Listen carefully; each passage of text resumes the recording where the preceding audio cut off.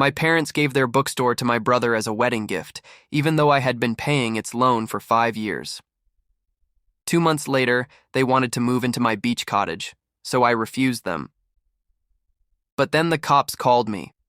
The first thing that shattered the quiet was Caleb's voice.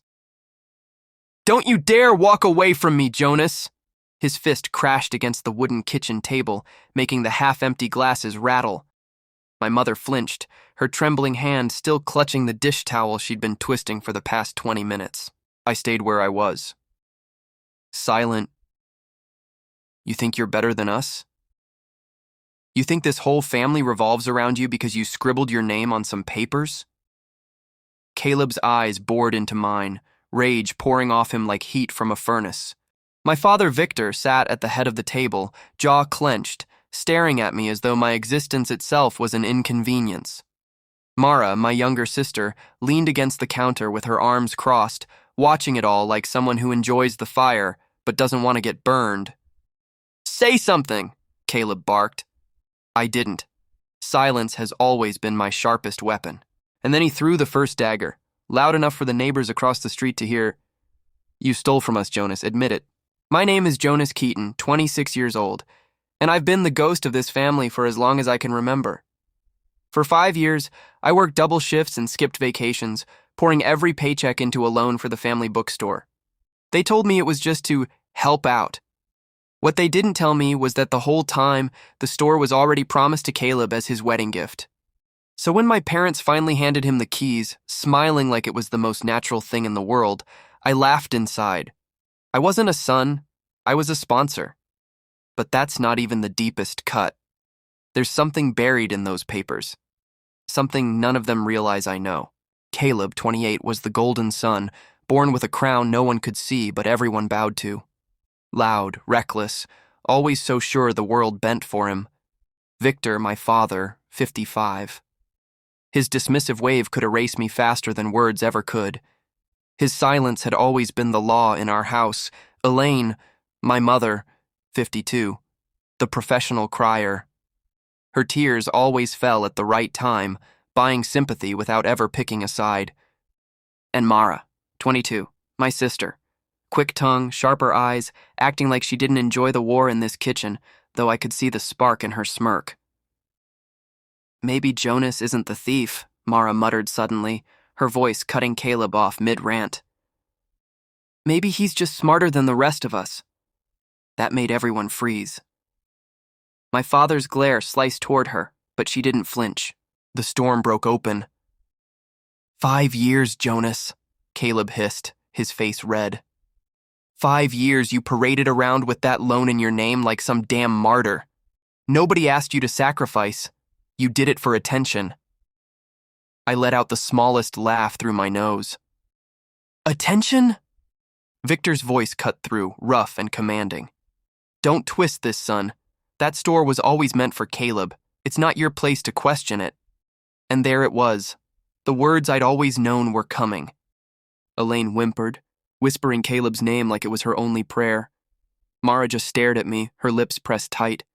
She knew something. She'd known for a long time. "You can't keep punishing Jonas for existing." Mara snapped suddenly at Dad, her voice louder than I'd ever heard it.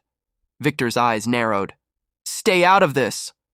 Mom sobbed harder, grabbing Caleb's arm like she was afraid he'd break apart. Caleb jabbed his finger at me, spit flying from his mouth. He's not a victim, he's nothing. Just a shadow living off this family's scraps. I leaned forward, finally letting my voice enter the room. Calm, steady, dangerous. "You think this is about money?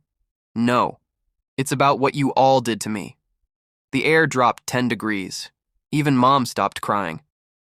5 years earlier. Rain hammered the bank's windows while I sat in a stiff chair across from the manager. Papers spread before me, numbers circled in red. Victor had clapped me on the back that morning. "You're better with numbers than Caleb. It's just paperwork, Jonas. Just paperwork. My signature on the bookstore loan, my credit, my responsibility. Caleb? He wasn't even there.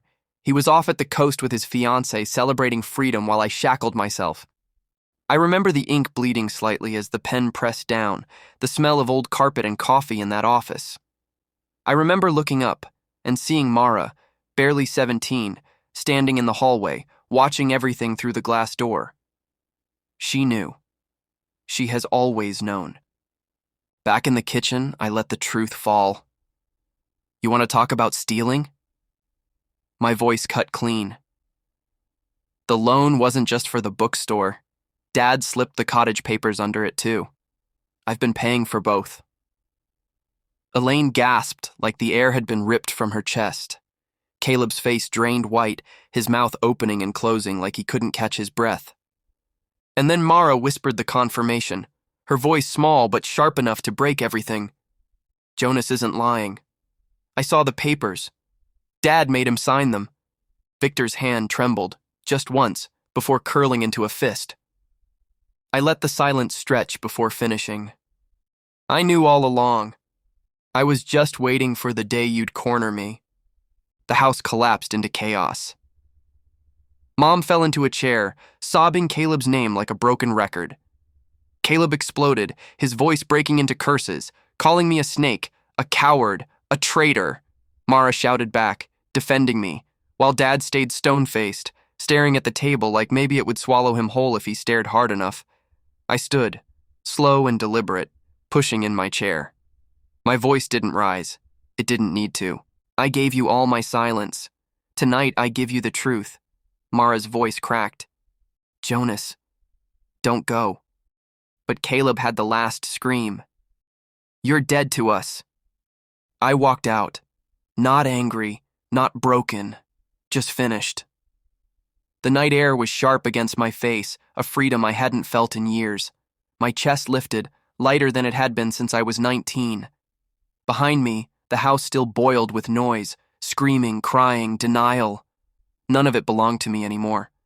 Mara caught up outside, grabbed my arm. Her voice shook. I should have told you sooner. I gave her a small nod. They'll never see me the same again, and I don't need them to. Weeks turned into months. Caleb ran the bookstore with his new wife, but the town whispered. Customers remembered who kept the lights on for 5 years.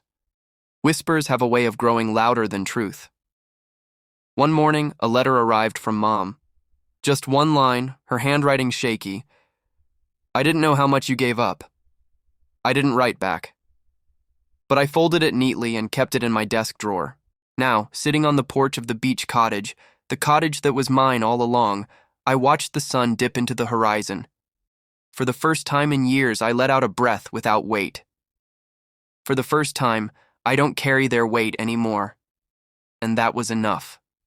If you were in my place, would you forgive them? Or would you walk away forever? Tell me in the comments.